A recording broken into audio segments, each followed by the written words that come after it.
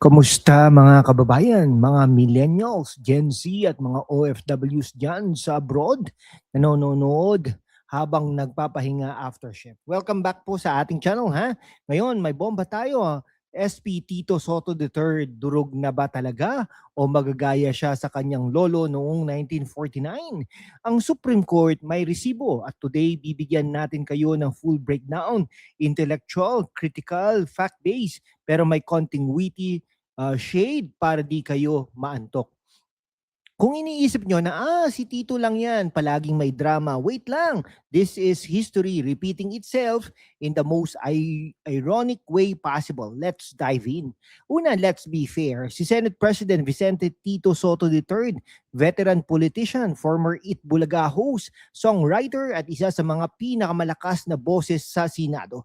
Pero sa recent events after the Supreme Court unanimously ruled na unconstitutional ang articles of impeachment laban kay VP Sara Duterte. Lumabas siya sa media calling it judicial overreach, nothing short of judicial legislation, at sinabi na encroachment to sa powers ng Congress.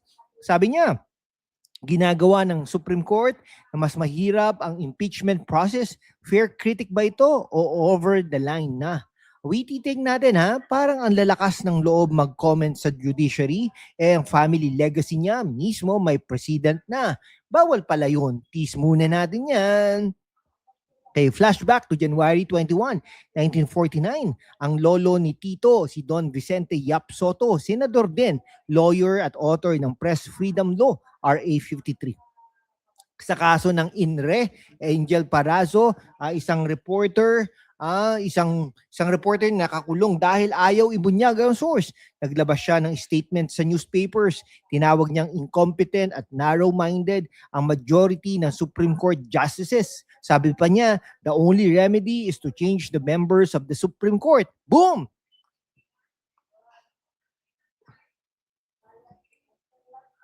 Ang Supreme Court nagalit.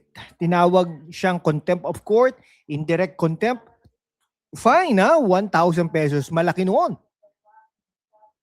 Okay, subsidiary imprisonment kundi makabayad. At pinag-explain pa bakit di siya i-disbar.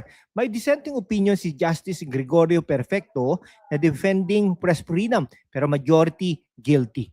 Fact check from the official Supreme Court decision, lawfield.net. Malinaw na misrepresentation at intimidation ang ginawa niya para i-influence ang court. Sounds familiar, di ba? Fast forward to 2026, si Tito III hindi lawyer pero Senate President. Pumuna rin siya sa Supreme Court decision sa impeachment ni VP Sara Duterte. Sabi ng mga lawyers na nag-file ng indirect contempt petition like Attorney Harold Respicio, 1949. Lolo niya, senador din. Same case, indirect contempt, convicted. Ginawa ng lolo, ginawa rin niya, criticize, intimidate, bully ang SC. Sabi pa, baka palitan ang members. Family tradition ba ito? Soto versus Supreme Court, round 2. Pero this time, may resibo ang Supreme Court President na galing mismo sa pamilya nila. Sa isang democratic republic, dapat maging watchdog ang bawat branch. Pero pag sinabi mong judicial legislation, ang Supreme Court for interpreting the Constitution, Article 11, Section 3, Paragraph 5 on impeachment rules. Parang ini-invalidate mo ang kanilang constitutional duty. The Supreme Court didn't amend the charter.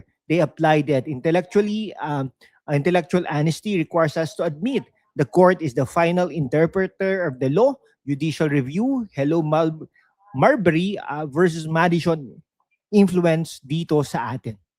Mga best, let's get serious. Ang Supreme Court, guardian ng Constitution. Sa gitna ng political chaos, sila ang nagbibigay ng check and balance. Sa impeachment case, they ruled unanimously na may defects sa process.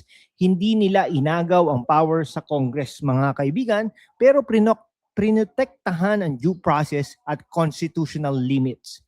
Kung papayagan natin na basta-basta lang i-bash ang judiciary dahil pabor sa political allies, paano pa magiging independent ang hustisya? Para sa mga kabataan at OFWs, this is why we fight for institutions, not personalities. Walang kinikilingan, katotohanan lang.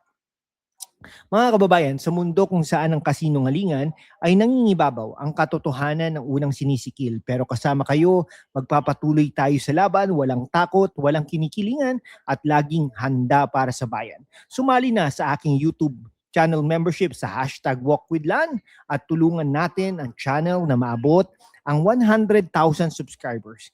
Ang inyong suporta ang susi sa kalayaan natin para ipagpatuloy ang pagbabalita ng katotohanan. Salamat at kita-kits sa laban. Para sa mga kabataan, bakit mahalaga ito? Kasi political dynasties plus attacks on institutions, weak democracy. Si Tito from a political family yet repeating history's mistakes. Para sa mga OFWs, habang nagtatrabaho kayo sa abroad para sa pamilya, dito sa Pilipinas, kailangan natin ng strong judiciary para protektahan ang rights natin pag-uwi. Kung ang lolo natalo sa SC, baka naman ang apo same fate. Pero sana matuto tayo sa history. To be fair kay Tito, may point siya na dapat hindi ma-overreach ang Supreme Court sa legislative matters. Pero facts show the ruling protects the process, hindi sinisira. Critic lang. Pero wag intimidate ang court, that's the line. Si Supreme Court, si Senate President Tito Soto, Kaya ano po 'yan? Senate President po Tito Soto. Ay, grabe. Matagal na pong senador yan. Kumbaga, term limit, na po yan, term limit. Pero natalo din po yan. Naging vice mayor din po yan ng Quezon City. Dati nga, akala natin magiging mayor yan ng Quezon City. Ngunit, hindi po dahil si Jun Simon nga po. Naging vice mayor ng Jun Simon yan no? Durog ba siya? Parang alam mo, nagtataka din po ako dahil si Tito Soto po, naging Senate President po yan during the time of President Duterte. Ba't ngayon lang po siya nagre-reklamo ng ganyan? Bakit hindi po ng panahon ni Duterte? Di ba? Wake up call. History repeats pero tayo ang makapag-break ng cycle. Respect the institutions, demand accountability, at always seek the truth. Kaya nga po, pagdating po ng 2028, si Sara Duterte po ang ating pambato para matigil na itong mga ito. No? Nandyan na yan.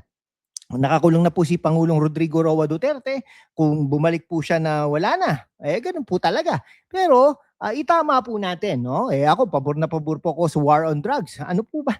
Di ba? Respetuhin po natin. Pero syempre, kung umabuso po ang kapulisan, ano na po natin, lalo-lalo ng mga pulis na nag-aano po sa mga security. Ayan, mahirap din po yan. Okay? Ano sa tingin niyo? Comment down below. Kasi yung pag-security, ay parang double compensation. Fair ba ang critic ni Tito o over the line?